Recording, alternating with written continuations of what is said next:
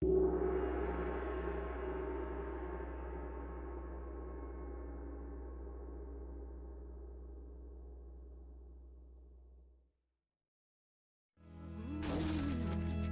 fought for what she believed in.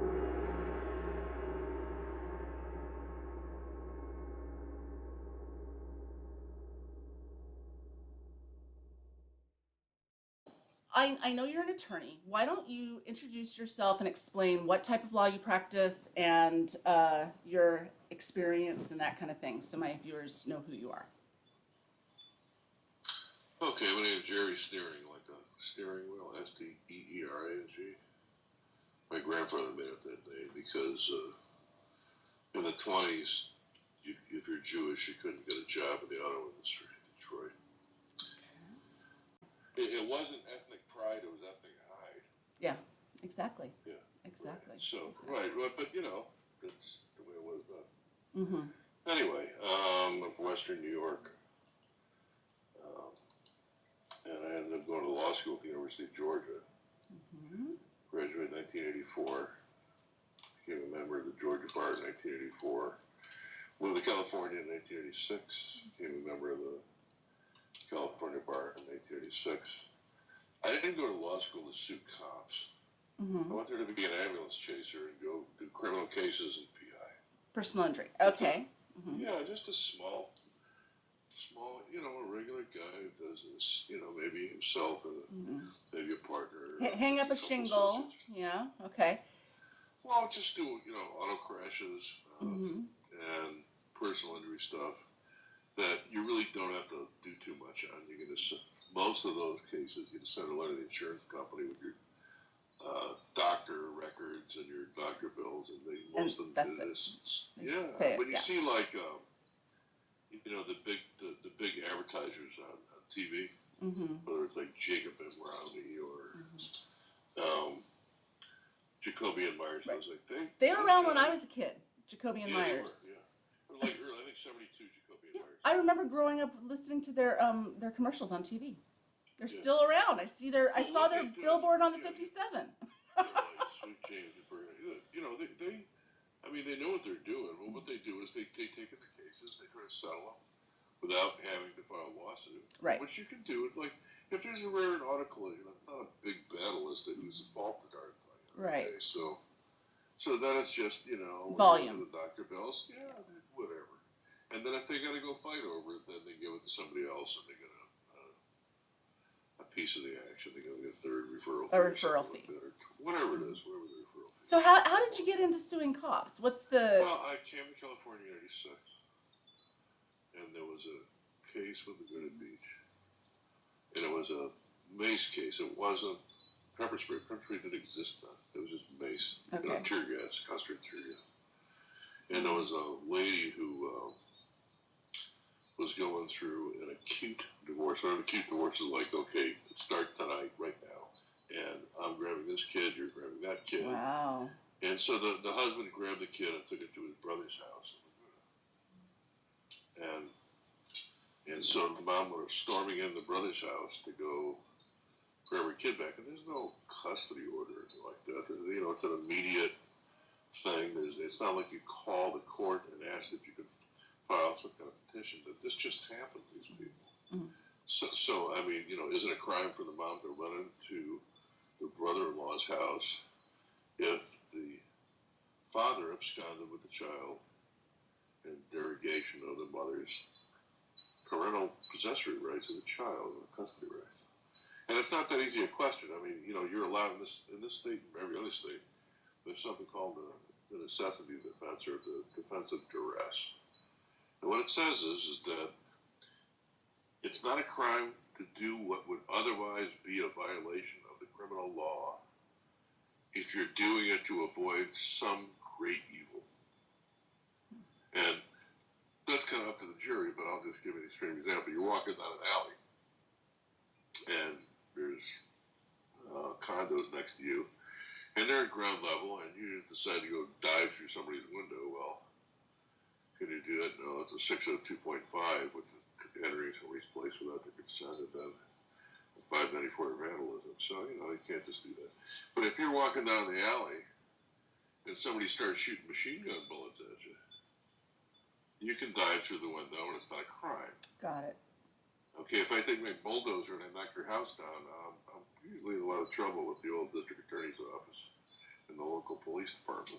But if there's a forest fire and it's coming down the side of a mountain, and I'm a fire retention expert, or a fire department guy, or whatever, and I got this bulldozer, and I realized that I could save the whole neighborhood by bulldozing the first two houses. It's not a crime for me to bulldoze the first two houses. So there's the necessity. That's kind of a roundabout way of talking about what this was about. So is it a crime? Getting back to it, is it a crime for the lady to go in the house? Because there's a criminal statute in California, I think it's 273.5, that it talks about. I think it was 275. It could be a 275. I can't remember. It might be a 275. 275 was like taking the child away from you when you have custodial rights. So in these emergency deals, there's no law per se. It's kind of like who grabs the kid, who grabs what, whatever. But anyway, they take the lady outside. They call the cops. The cops take her outside. They get arrested for trespass. I don't think it was a trespass, but they did anyway. So she's in the backseat of a cop car. She's pissed. So there's a cage, the old, I don't know if they had Crown Victorias at that time, or they had Chevy Caprices, but they were bigger cars than they are now in the backseat. And they had the metal cage. So she kicks the back of the cage with her feet because she's pissed. Because she got arrested because the husband's got the kids, he's laughing, and she's in handcuffs. Right. So this cop named Ron Sapp, S-A-P-P, reaches in, takes his pepper spray, and zaps her in the face. Because mace. Because she kicked it out? Oh. Okay, so what happened was, and this is like, I didn't know what I was doing.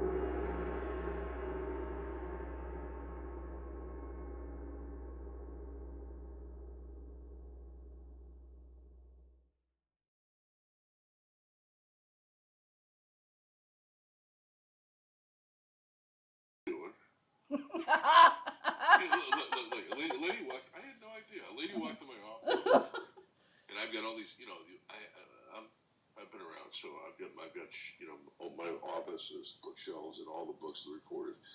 Everything from Cal Reports 2, Cal Report 3, Cal Reports 4, Cal Appellate Reports 2, Cal Appellate Reports 3, I got a U.S. Supreme Court reporter. I and remember. Those books, they were cost like $75 a piece. Oh, I remember I had to update all the updates and put the sleeves in the back. Remember the sleeves? And then I had all the Bernie Witkins stuff. Witkins evidence, Witkins criminal law procedure. Right. Well, that's how we learned. Witkins, there was no internet. Yeah.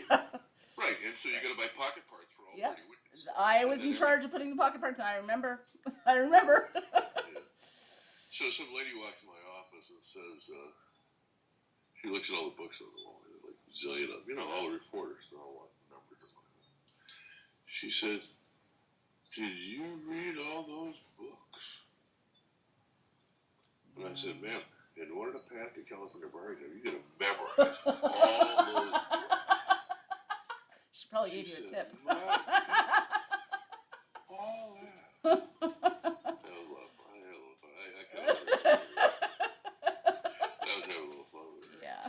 But anyway, and so what happened was that the offer was, usually if you go to trial, they'll offer you something. Uh-huh. I mean, if you get past qualified immunity, it's a miracle. But if you get the try, if you're going to have a good try case, they'll offer you something. Mm-hmm. Like, how about $1,000? How about $2,500? How about something for a little spray in the face of the face, which is pretty uncomfortable to say the least.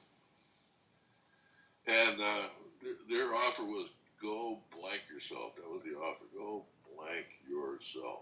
Okay. That sounds about right. Mm-hmm.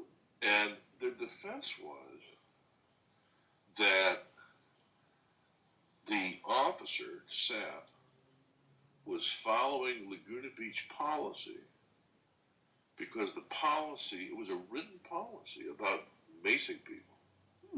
And it said that if a detainee or arrestee takes a stance indicative of an intent to resist arrest, then the officer can gas him in the face. Mm-hmm.